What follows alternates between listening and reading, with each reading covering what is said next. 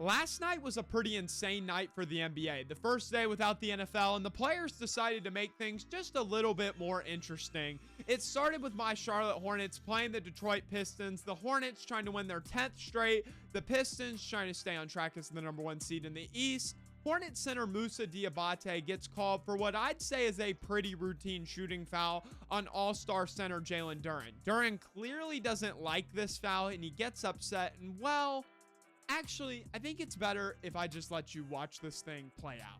And Duren is fouled, and oh my goodness! And Moussa's upset!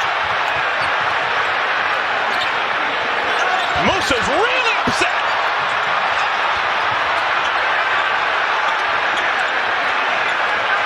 I have never seen Moussa Diabate like this. All right, so you see chaos ensues. Miles Bridges pushes Duren, then the fight gets taken to near half court. Bench is clear. You've got Con Knipple, Cade Cunningham, Brandon Miller, both coaches, JB Bickerstaff and Charles Lee, trying to break it up. You've got this staff member staying with LaMelo Ball. However, it seems that he's trying to break it up as well. Duncan Robinson not giving it the time of day. And right when you think, okay, this is getting calmed down, this is ending, boom. You've got Isaiah Stewart, who loves these types of moments, and he goes directly after Miles Bridges. They swing a little, and finally it ends with all 4 players, Stewart, Duren, Bridges, and Diabate, getting ejected. There's been a lot of talk about this fight on social media. Some people joke that it was like the Malice at the Palace 2.0, but I don't think those people have ever seen the Malice at the Palace, because this was nowhere near that. Was it a good NBA fight? Absolutely. Then it is in this very game, you've got Hornets head coach Charles Lee getting ejected after a pretty soft offensive foul call. He gets in the ref's face. I'm not sure what he says. You've got Melo, Brandon Miller, Grant Williams. I guess Con Knipple is like, I've already tried to break up one altercation. I'm done for the night. Do you think that's it?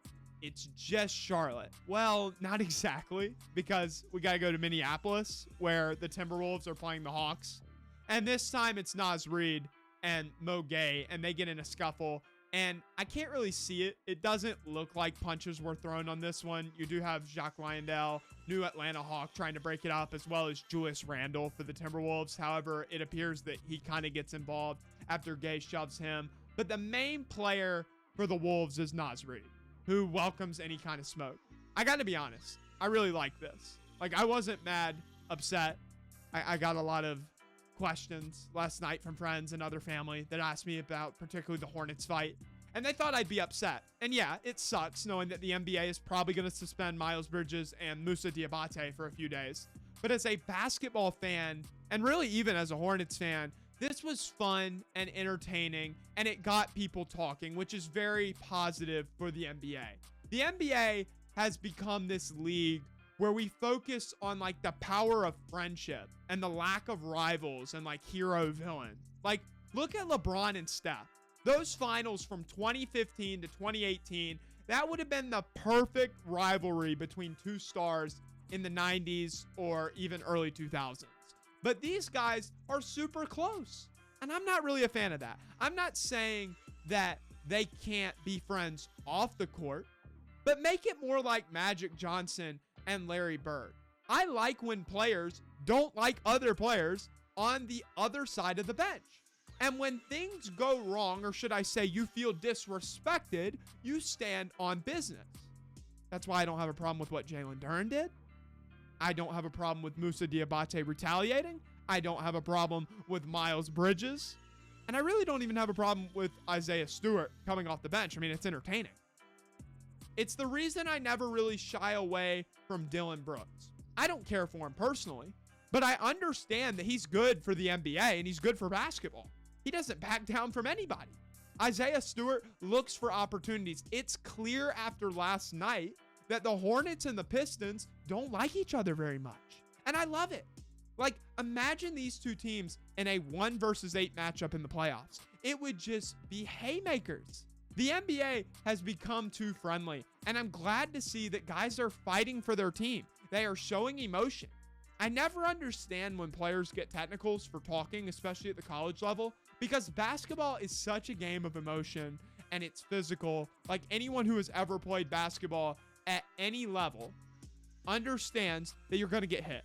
You're going to be in other people's spaces, and there's always going to be tension and pushing and shoving. The NBA as a league has gotten away from really encouraging this very physical game where emotions do get heated.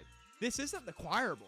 Like, the NBA has gotten kind of soft. Now, am I asking for a Malice at the Palace situation every night? No. But I don't think we should talk about scuffles and people getting in other people's faces as this taboo thing that shouldn't ever happen. I remember thinking this when Draymond Green and Rudy Gobert went at it. Think about how many highlights you've seen of both of these fights that we saw last night. Now that the NFL is gone until September, the NBA has a real opportunity to become very watchable and very marketable. But if it's just very mundane basketball where everybody is all happy and friendly with each other, that's not fun. Take college basketball even. Carolina Duke just took place this weekend. It is clear that these dudes don't like each other, and that's what makes that rivalry so special. It's what makes sports beautiful and watchable. My wish for the NBA is that these little scuffles of people getting in each other's faces, pushing, shoving a little bit, would happen more often. I'm not asking for full-out UFC fights. I don't want guys going to the hospital and getting hurt. But make it clear that is your opponent, not your friend.